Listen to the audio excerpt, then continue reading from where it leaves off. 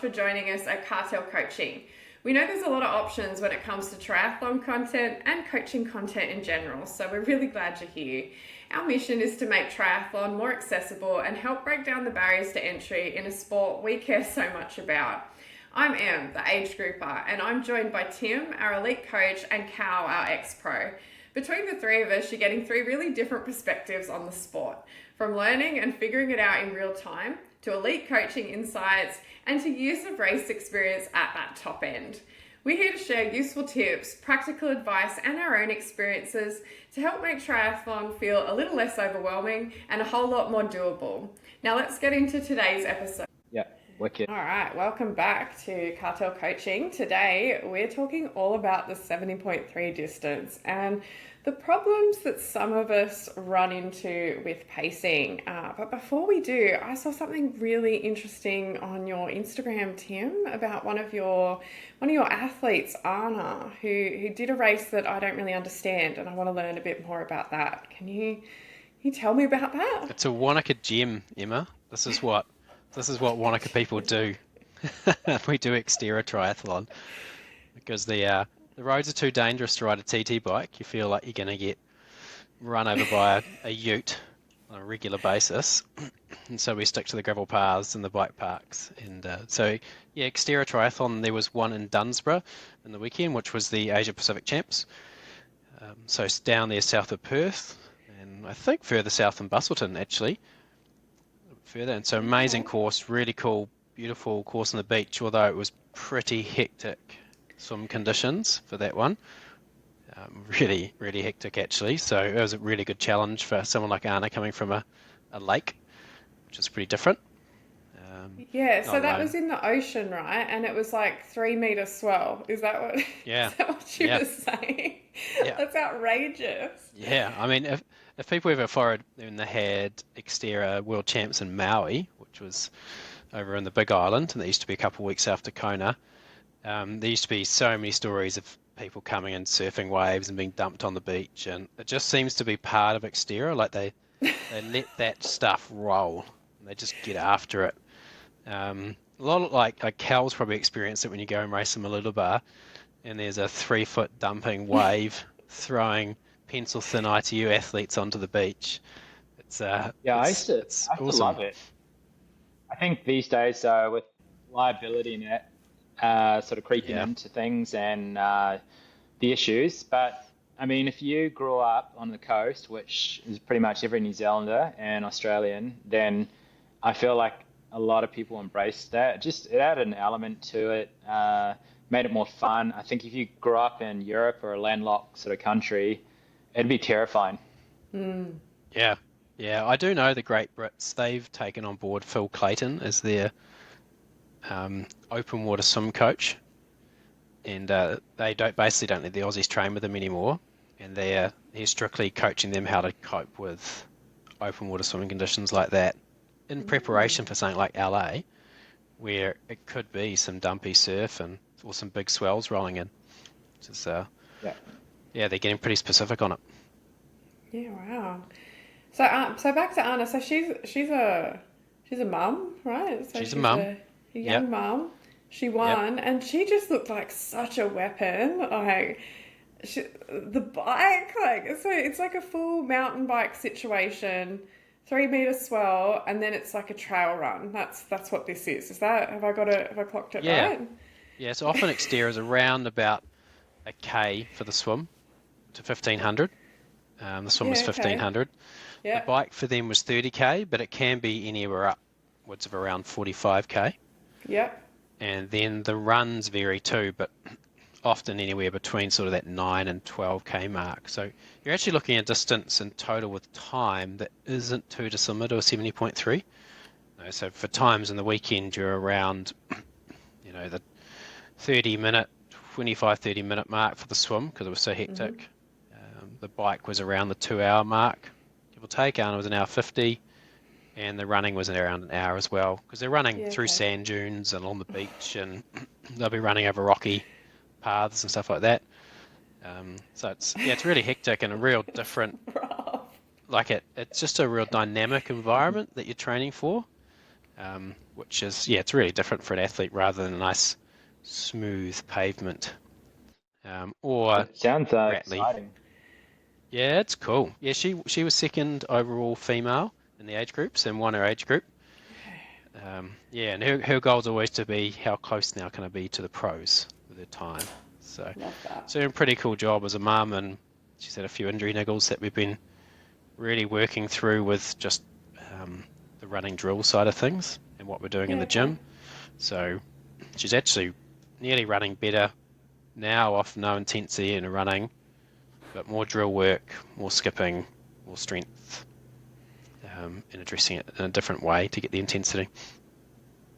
Oh, that's awesome. Mm. Well, I do find it very funny that they were swimming in the 3 meter swell and the 70.3 that I just completed last weekend. The swim was cancelled, and the water looked fine. Like it looked fine. I'm sure there was some sort of debris in the water, and it was probably more of a pollution issue than actually any sort of issues. But yeah, but my 70.3, I'm going to tell you right now, it probably did not go. Well, I know it did not go as well, and I think I absolutely had a pacing problem. So I don't know what it is, but I think when you don't have the swim, I reckon that kind of stuffs you up from the outset. Like the rolling bike start, I think is sort of hard to manage, and I think you go out probably a little bit hard. So few things happened to me. One, I forgot my bike computer. I accidentally took my tail light to Husky instead of a bike computer, so that wasn't going to do me any good. So I was doing the bike by vibes, and I did try to kind of turn my watch around to have a look, but I couldn't see what was going on. So I was like, whatever.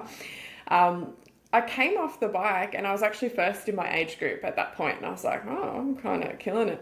But then I just went on the run and I was absolutely cooked. Like there was from the outset, it was horrendous. I was like, I don't know how I'm going to make this. And then at kilometre 13, I ended up rolling my ankle. So there were some kids giving out big ice cubes, and it was really cute. And I was like, oh, I'll grab an ice cube. But they were all over the ground, and then I just went over my ankle on one of those. So yeah, it was pretty horrendous, and I ended up, I think, fourth in my age group. Yeah, and I felt like absolute crap. It just goes to show, and I think we've touched upon it before, that half of endurance racing is just overcoming and troubleshooting on the fly. And it's not uncommon. I think Sam Long, who just raced Oceanside, people asking about his power meter didn't connect. So all of a sudden, if you've built up a reliance on power and training, all of a sudden you got to race off feel. So it's sort of if you can overcome these little battles heading into an event and during an event and become self-sufficient, I think you'll be better off for it. And I think that's just experience and time as well. So yeah, that was one thing I picked up. There was a number of people whose power meters didn't connect for whatever reason. If they just time out, you might drop your nutrition. You might pack your rear light instead of your Garmin, and then all of a sudden you might be racing blind. So it's like it just goes to show, don't rely too much on technology, but also don't panic as well, because it doesn't have to be perfect and you could still get a good outcome. Yeah, totally. And I think also like reflecting on Oceanside and some of those pro races and how they're rolled out, like pros aren't, what's the right word I'm looking for here? It's not uncommon for a pro to absolutely screw up their pacing and get carried away with the race and be like, yeah, I'm going to sit here now on the bike. I want to stay with this group. I'm going to stay with this group. This is where I need to be. They stay with the group on the bike, and then they get off the run and you see the mushroom cloud as they explode in their first 100 steps trying to execute the run how they planned, because they just got carried away with what was in front of them, and it felt good at the time, and it's common across the board. So I wouldn't feel like you're out there on your own, having some pacing issues, but it is going to happen to people, and as Cal pointed out, like it's developing that portfolio, I think, of understanding of yourself, so you're not reliant on these power numbers all the time or heart rate numbers if they don't work. Like you can get a feel for it and you can execute along the way, and you learn what it needs to feel like on the bike to perform a really good run, because they're a package. They're not interdependent. Um, Sorry, they're not independent. You needed that Yeah. one. Um, Yeah, I definitely wasn't alone either. It was actually really funny. I felt like it was me, and not to stereotype, but there was me, and there was probably some young dudes who went out a bit hard on the bike, and we were all just suffering.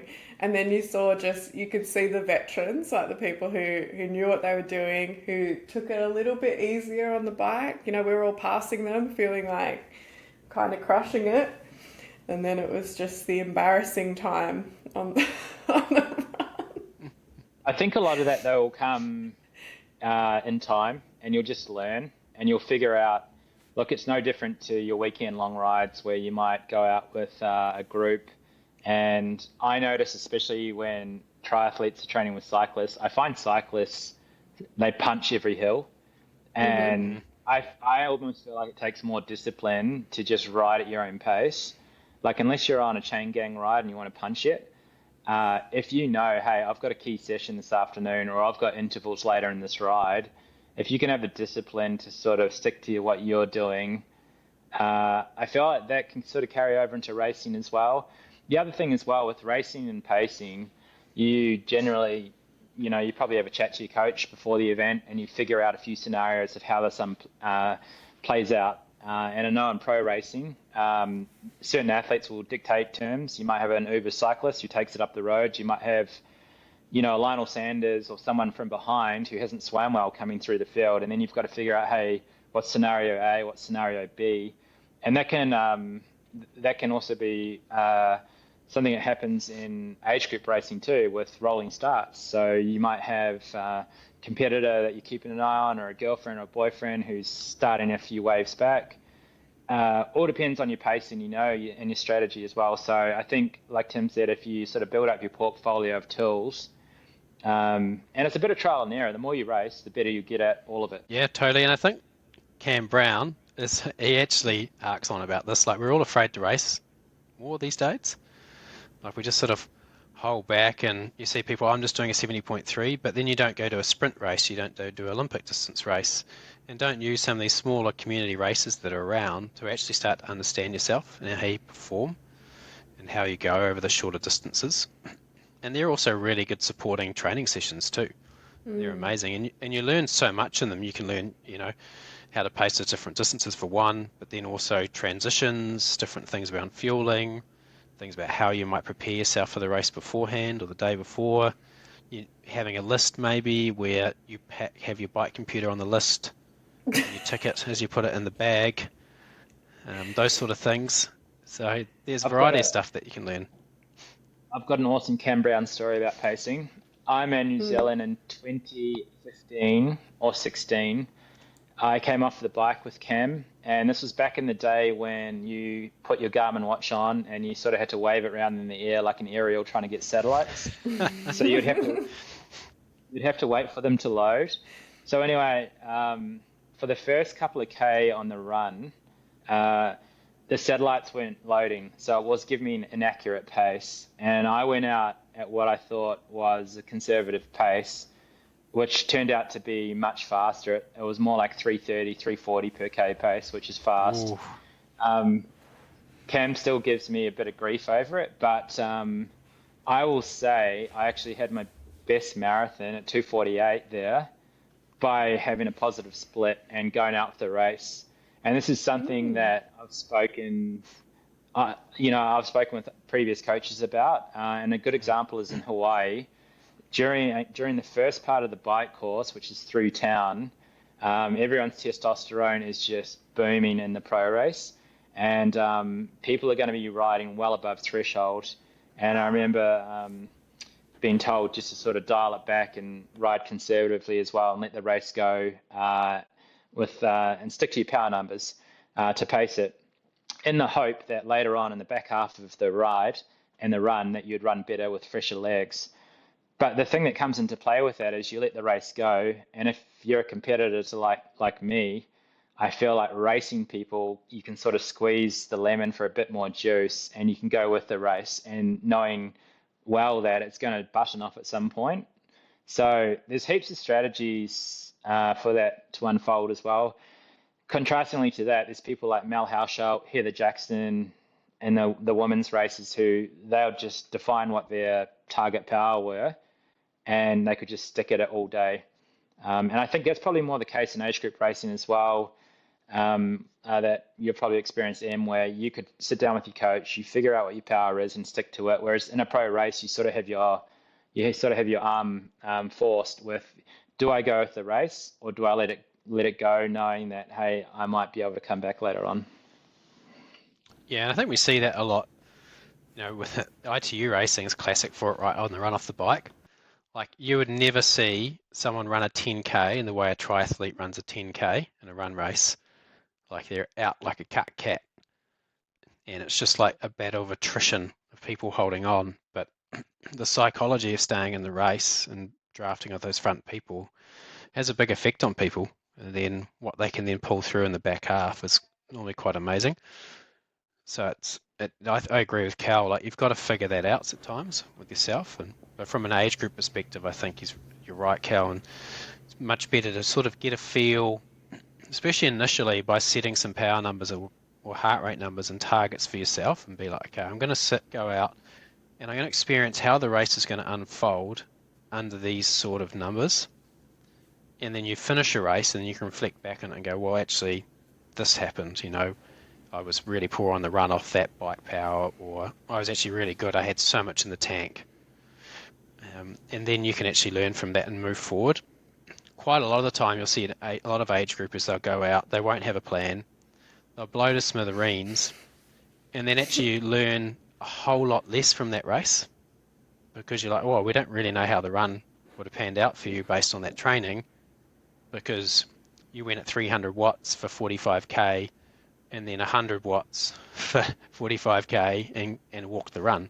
So we have no clue of how the training affected the race outcome and how the plan affected. So having those plans early on is really important, and then you can start to layer in the complexity as you go through more races. So what's the best way to sort of establish pacing? Is there like a general rule of thumb that you'd recommend, Tim, or is it, like we sort of lean into a bit of testing each season to figure out where your threshold is, what a sustainable pace is that you can hold in training and racing? Because obviously, the more you can show your body what you expect of it in race day, the better you're equipped for that. We've all gone well above that desired pace, and you pay for it. You've only got so many matches you can burn before you've got to repay that debt. So is there like a rule of thumb, or how would you sort of approach that? Yeah, I think training is really important for learning about yourself and what your capabilities are, and having marker sessions in your build-up that you're using to understand where you're at and what percentage of your threshold you might be able to hold and how that affects your run is really important. So initially in your training, you're trying to set up your critical power. That's how we use it. So we're using critical power curves. And then off that power and those heart rates you might get out of that testing too, we start to structure our training. And then as we're building through, we're checking back in to see where that critical power or heart rate is getting to. But then we're also starting to shit test, am I good enough to hold 90% of my threshold or FTP or critical power, however you want to call it. There's a lot of different names for that sort of arbitrary figure. And they all sit in a very close grouping and seeing if you can do that. So some more beginners would be sitting at like 75% of their threshold power. Some pros can go at 90% of their threshold or critical power. And that's sort of your scope. And you've got to figure out where you sit on that in your training. And that's good long reps repeated at that power. And then having a good run off at a heart rate, which might only be about 5 beats more than what you've put out on the bike, and seeing if there's a pace decline across like a 45 or 60-minute run, or even a 90-minute run. If you're going for an Ironman, for example, you've got to do nearly a minimum 90-minute run off the bike to see where you're going to crack. And related to that needs to be the fueling as well, because generally the higher you're operating as a percentage of your critical power, the more fuel you need as well to support that, the more carbs you need to take on board. We always spoke about in Ironman about, especially in the marathon, who could slow down the least. Yeah. And generally, and that would come down to fueling, fatigue, and obviously a few other factors, pacing obviously being probably the most important. I've tried marathons where you've gone out at a steady pace with the hope of holding that pace. I've gone out too fast with the hope of just trying to slow down the least. And then very rarely, actually, like you mentioned, Tim, about short course athletes, very rarely would it go out slow and work into it. What's the best way, and it doesn't have to just be marathon pacing, but is there a better theory to approach things in terms of pacing the run across the different distances? Like, would you just pick a percentage of your sort of FTP or percentage of a heart rate that's sustainable for that distance? Generally, we're looking at heart rates for the run. Like we have pace there as well, but I think for a lot of age groupers, a heart rate's really important. And heart rate is also reflective of what the environment might be doing to you. So whether it's a hilly run or a really hot run, it sees how your body's responding to it. And we often talk about on the Ironman bike, getting off and trying to run at a heart rate the same or just above what you've been riding at, and letting that settle for that first 5K. And then you might see it lift another 5 beats at a very maximum, and then sitting at that. And it's similar in the 70.3. You're going to get off the bike, you're probably going to see a spike of up to 5 beats. And often threshold heart rates are around 5 to 8 beats higher on the run than a bike. And so you're then going to sit in and around that top of zone 3 often for a 70.3 run, and you'll probably find that if you've got the muscular strength and endurance, you might drift into bottom of zone 4 throughout that run with your heart rate. Let's say you butcher your pacing, you get carried away on the bike, you get carried away on the run. Is there a way to salvage that? And if so, what are some of these ways to salvage that? It's hard. It's real hard to salvage it. But if you took Christian Blumenfeld, for example, in Ironman New Zealand, he had a really good vom, and that salvaged it for him. As soon as he vomited it up, it seemed to go really good. And suddenly enough for him in Kona too, the massive vom on the bike, I don't remember that. He vomited everywhere. Yeah. And then he seemed to come right. So he was obviously having some GI distress, and that solved that issue. But from a pacing perspective, if you've cooked it on the bike and you get off, you're really going to have to slow down. And you're also really going to have to get on top of your fueling, because more than likely the fueling you've put in on the bike is going to be representative of the intensity you plan to put out. You've probably put out an intensity higher than that. And so now you've got to try to play some catch up. Now, I have seen people rescue things in that first 5 to 10K of the run through a really good slow pace, good eating strategies, and then being able to rescue the back end of a half or a full. But to be honest, it's quite uncommon, because sometimes once you're cooked, you're cooked. It's really hard to bounce back. Yeah, I feel that. I did try a strategy when I was cooked. They had this Red Bull aid station that just had these giant cups of Red Bull, and I can't even stand the smell of Red Bull, to be honest. It takes me back to a bad time, and I just can't handle that. But I was like, you know what? I'm just going to give this a crack. This might be all I need to change the game for me. Absolutely not. It was very, very wrong. Very bad times post the cup of Red Bull. So yeah, good lesson there. That's not for me. You know what though? Like, it's not a bad shout though. We call Coca-Cola the Black Doctor, because we find if you bonk or blow to pieces, so to speak, in a marathon or a long distance event, it can pep you up sometimes with the injection of caffeine and sugar and just the calories in general. So it's not uncommon to see see, people sort of come back from the dead. But I guess my hot tip is once you start that, you can't stop, because yeah, it is a slippery slope. And then good luck sleeping that night, because I find post race, I mean, it's hard as it is, but if you're fueled to the eyeballs on caffeine and whatever other Monster Energy or rat poison that's in them, it's great for rocket fuel, but it is hard to it's hard to come down from. Yeah. I remember Dylan, who used to be a bit of a rival of yours, Callum, Dylan McNeese, who I coached for a good decade and won multiple Ironmans and halves. He would always be trying to hold off for as long as he could in a race before he got onto the Black Doctor. And, because as Cal said, he knew if he got on it early, he'd have to extend that period of time, and actually the gut stress that he could get off that would be quite bad. So trying to hold off for as long as he can, look for other options, which luckily these days there's a few more things we can take on board, with the liquid carbs and different gel varieties and stuff out there that we can use to try and rescue ourselves. A lot of the stuff you can trial and error in training, and I find after you've had a break from training, you get back into it, you usually find your limits pretty quickly. You could do an endurance ride, where it's too fast for your current fitness level.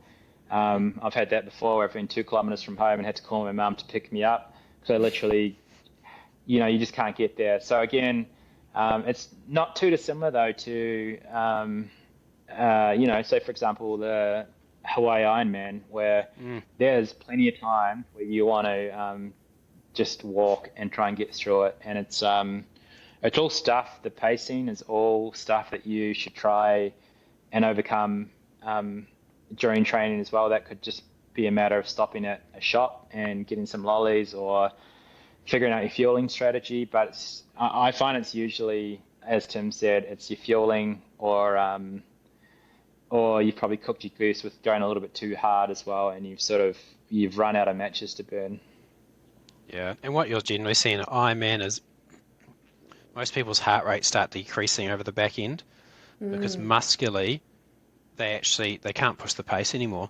They can't keep going. And as Callum talked about earlier, who decreases the least in pace wins, and that's a really important part. And actually, if people want to get really nerdy on that, they can go listen to Ruth Croft and some of her podcasts, or her coach Scott Johnson, and they actually talk about how they're really in ultra running are trying to focus on how they develop muscular endurance, because that is becoming the biggest limiting factor, not cardiovascular endurance, but muscular endurance or strength endurance over that distance. Interesting. Yeah, that's cool. Yeah, I also find the time of the day really difficult. So, I quite like a Ironman race because they always start early in the morning, and that's good for me. I train early in the morning, and so I'm used to getting up like that. The race that I did last weekend, the start time was midday. So it was like we were starting at lunchtime. And I found that really, really hard because I didn't really understand, you didn't want to eat like a mega breakfast or something, and it was just a weird time to start, and I feel like that really threw me, to be honest. Yeah, again, not to harp on, but a lot of our weekend long rides are early in the morning, and I think the more comfortable you can get with showing yourself, your body, what you expect of it on race day, you can't go into an event and expect to do something you haven't prepared for. So the more you can expose yourself to these either early starts, late starts. I used to find if we ever had an event like a World Cup that started after lunch, it was difficult to plan because oftentimes that's really hard to replicate. So it's like, do you have an early breakfast, a late breakfast? Do you have a lunch? What's the weather going to do?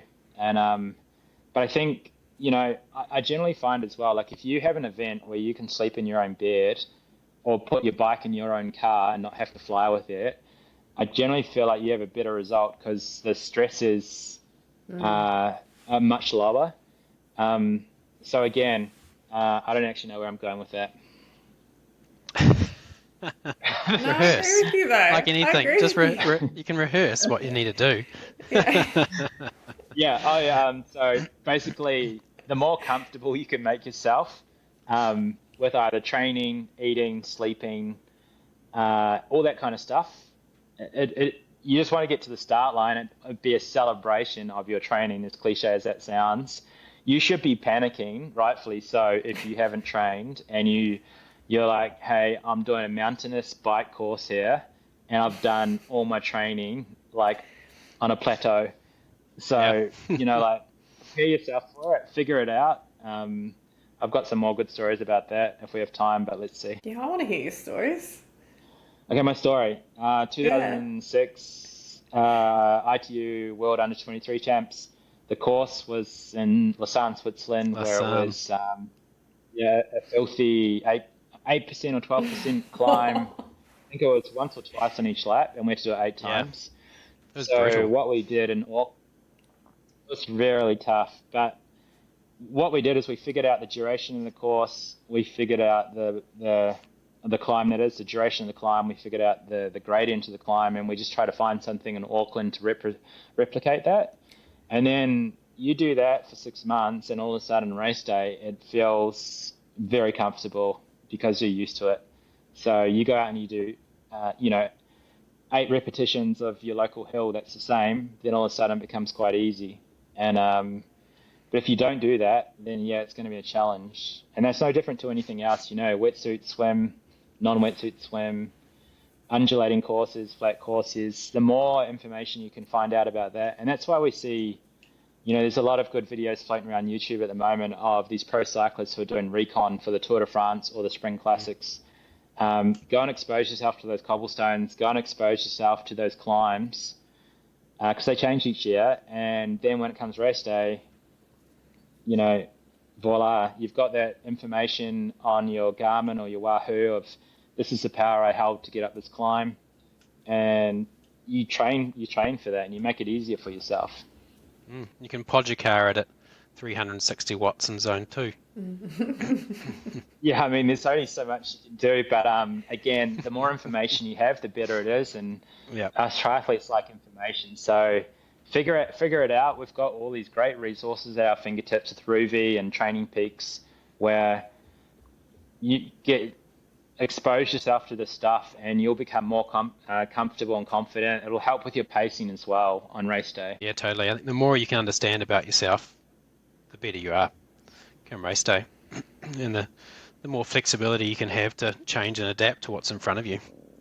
And if you know that course, even better, because you don't have to change and adapt too much because you're dialed in on it. Yeah, I must say I was lucky. I'd done that bike course before, so I knew it and I knew where all the dodgy parts were, but I could see there were a lot of people who didn't, and there were a lot of flats and a lot of little bingles, unfortunately. So let's wrap it up with maybe your top tips, Tim. If someone was setting out for their first 70.3, what would be your top tips you give them as a noob? Create yourself a good plan and create that plan that gives you leeway. So don't go in there with this idea you're going to operate at your maximal potential that you think. Maybe rehearse that in training, but also dialing it back a few percent so you're going to get through that first race and finish it in good medal, and then actually learn a whole lot from that, and then be able to come back and rehearse again. The worst thing you can do is go out to your first 70.3 and completely blow up all over the show, and probably learn nothing about what the training has done for you, and then your race execution and how you can execute the race, other than you learn that you did a really shit job of it. Yeah, love it. We'll have you dialed for your next race, Emma. Have that locked in. Good now knowledge and information. Yeah. And you'll breeze through that run at a beautiful, steady pace. Oh. Yeah. It'll be the first time. It will. Well, let's hope for the best. Well, that's a wrap. But if you want to keep the conversation going, come find us on Instagram at cartel.coaching. And for coaching, camps and communities, you can check out our school page. It's linked in the show notes. See you next time.